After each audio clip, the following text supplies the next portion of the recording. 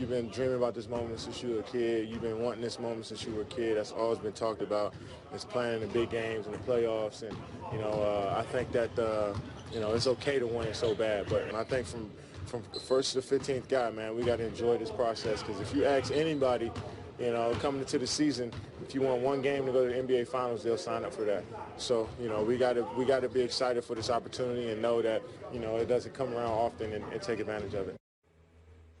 KD's ready to go, but the odds are in the Warriors' favor. History not on OKC's side here. Home teams win 100 out of 124 Game 7s.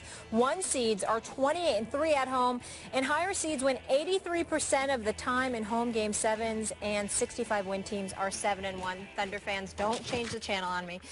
Now, Vegas has the Warriors as 7-point favorites. Stephen A., give it to me. Game 7, who you got? I would love to tell you OKC. Because I certainly don't want Kevin Durant to go out like this. Last time he was in Golden State, he dropped 40. Russell Westbrook had 31, 7, and 8 with 5 steals. But it's Game 7. It's at the Oracle. It's Steph Curry. It's Klay Thompson. Last time we saw them in Golden State, Steph Curry had 31. Klay Thompson had 27. Neither of them shot the ball particularly well. Well, Steph Curry shot about 45% from the field. Klay Thompson shot about 38%. This is a Game 7. You just feel like the moment is going to be too big, that at some point, somehow, OKC will play lights out. They will play stellar basketball.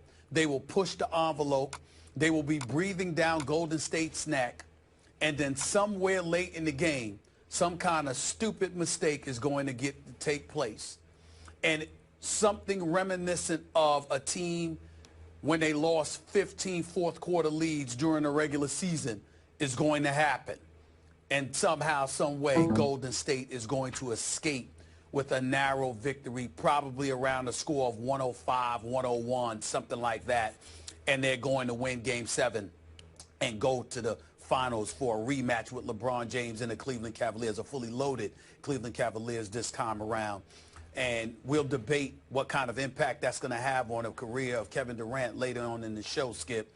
But I just think that this is one of those situations where, listen, I thought that they were going to lose. Golden State was going to lose in Game 6. I didn't think it was going to be a Game 7. I picked them to win this series in 7 games originally. But when they were down 3-1, I thought they were done. I just thought that with Oklahoma City imposing its will, sharing, distributing the basketball, trusting with Durant and Westbrook, trusting in their teammates, that there was no way that Golden State could beat that team. But that team didn't show up in Game 6. And if you didn't show up in Game 6 on your home court, I'm not saying you won't do it on the road in Game 7, but I have to see it to believe it.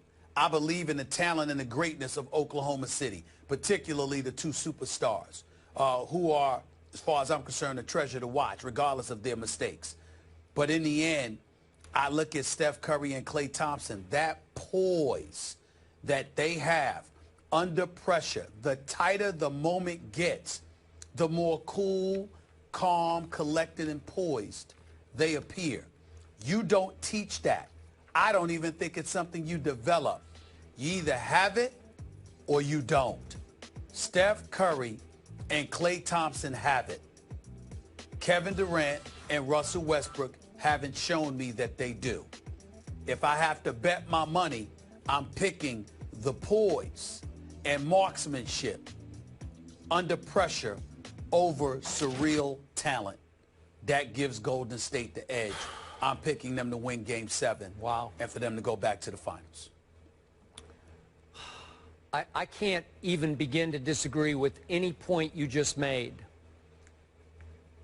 I guess that's what my head is telling me, because I do trust these Vegas odds makers lines, Stephen A., and they're just screaming at you game after game after game, Golden State is better. Golden State is better. Now we've gone 7-point spreads, and 6 of them have favored Golden State. And this one's by a lot. It opened at 8.5. Now, again, they're trying to encourage with these spreads betting on the other side, on the underdog. And there's been a lot of betting on the underdog because it's gotten bet down to 7. But, look, I started out with this crazy series, and I thought Golden State could win 4 of the first 5, all close, but I just thought, for the reasons you just detailed, that Golden State could close out Oklahoma City in the clutch, down the stretch, in 5 games. And I was dead wrong about that. And now I step back, and what does my eye test tell me? Game after game after game. I got to tell you, Stephen A., my eye test tells me Oklahoma City's a little better team than Golden State. That Oklahoma City is playing at a little higher, consistent overall level than Golden State is playing at in this series. I'm just telling you, I'm being honest. I'm speaking my heart. Now, you can say I'm trying to do right by my hometown, and maybe I am. Maybe it is too much with my heart. But I told you last week, if this got to a Game 7, there was no way I was going to write off Oklahoma City, because you know and I know how hard it is to beat a really good team 3 straight games. It's got to have taken a whole lot out of Golden State to survive at home in Game 5. That's a good point. To go there and just scratch and claw and fight and scrap and steal back home court advantage in Game 6. And then try to get back up within 48 hours for what now most people are saying should be a foregone conclusion. I don't know about that. Go ahead. What I would say to you is this, and I'm asking a question here. I am not writing Oklahoma City off. When you give a prediction, what you're basically saying is, if you had to bet your money, who you going to bet it on? I'm saying to you, it wouldn't surprise me at all, because they have better than a puncher's chance. They got 2 of the top 5 players in the world. This is the game of basketball. Yeah. They could beat Golden State in a Game 7. It wouldn't shock me. But if you put me on the line and I had to bet my money on one or the other in this situation, I'm going to go with Golden State 105-101. What are you going to do? If you had to bet your money, that's what this is about right now. Because we know Oklahoma City could win. Do I get Oklahoma City +7? Because I'll take that. I'll run with that, baby. No. So would I. Hold it. So would I. I'd run with the +7, but this is straight up pick 'em. Where you going? Okay. That's why I got to go with Golden State. Okay, forgive me if this feels like an early morning waffle answer, but back in my gambling days, which are long ago, this is the game. Long time ago. Okay, but this is the kind of game I would run from, because I have no conviction about it, because the series has been bizarre to me from night to night. The swings of this have been wildly unpredictable. There was no way I thought that Golden State could blow Game 1. They're up 13 at halftime. Then they won Game 2 to hold on. And then there's no way I thought they would get wiped off the map in Oklahoma City twice in a row in 3 and 4. Wow. And I thought then, I think we both thought, there's no way they're going to come back from the 3-1 down dead. And here they are on the precipice with all of Molly's, all the figures, all the stats. They scream Golden State here. But I ask you, okay, so not that I'm dodging the question. If you force me to bet on this game, I'll tell you the truth. If you force me to bet my hard-earned cash on this, I'd bet Golden State. But I just have a feeling that... That's fair. Okay, but listen, Kevin Durant is not going to go 10 for 31 tonight. I promise you he won't. And I think Kevin Durant's going to drop 40 tonight. Okay, fine. I think he's going to drop 40 you know tonight. What? I would bet my hard-earned cash that Klay Thompson, if we want to do over-under on 11 threes, I'll bet he doesn't make 11 threes. I'll just bet you, because it's just too hard. I don't think he's going to have that hot a hand. So if he doesn't do what he did and Kevin doesn't do what he did, all of a sudden the playing field, or in this case the floor, levels. And there are times, remember the second quarter of Game 2 at Golden State? Kevin Durant made 7 out of 8 shots. And I sat back and said, that's just nuclear. Like, you can't stop that man. Nor could you stop Klay Thompson. I thought they defended Klay about as well as they could defend him the other night. It wasn't like he was wide open. They got hands up in his face. He's just unconscious. We've seen it before. I've seen Kevin Durant get unconscious at 6'11" with a 7, whatever it is, wingspan. And as you know, you can't stop those shots. When he gets in a flow and a rhythm, an efficient rhythm, where he's in the flow and the rhythm of the offense, he's unstoppable. And I expect him to calm down. I expect the pressure to be be off Oklahoma City tonight. I don't think there is expectation anymore. Oh, we disagree there. I don't see it. No, we disagree. Let me tell you something right now. Let Kevin Durant go ahead and lose this game. Let him go ahead. We'll talk about that a little bit later on in the show. Yeah, Let him go ahead and lose this game. I don't want to hear that. I don't want to hear that. Right. But I will tell you this.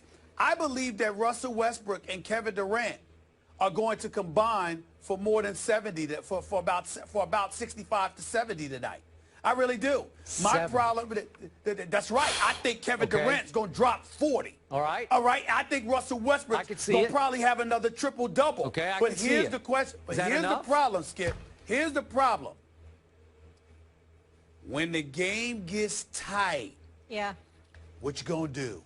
See, they're the one team that's capable of two things: having the offensive firepower to ward off the onslaught, the barrage that Golden State could throw at you, or overcoming it. Even if Oklahoma City went down 20, I agree. in the first half, they could come back like that. They got that kind of firepower. They could do that. Sure. The question is, and you know Kevin Durant's going to, I'm trying to tell you right now, he's going to drop about 40 tonight. I'm trying to tell you. I would agree. But here's the thing. When it gets tight and that clock is ticking and you know the season is on the line, again, palms get sweaty, backsides get tight, what you going to do? I'm saying to you, I have no doubt what Steph and Klay going to do.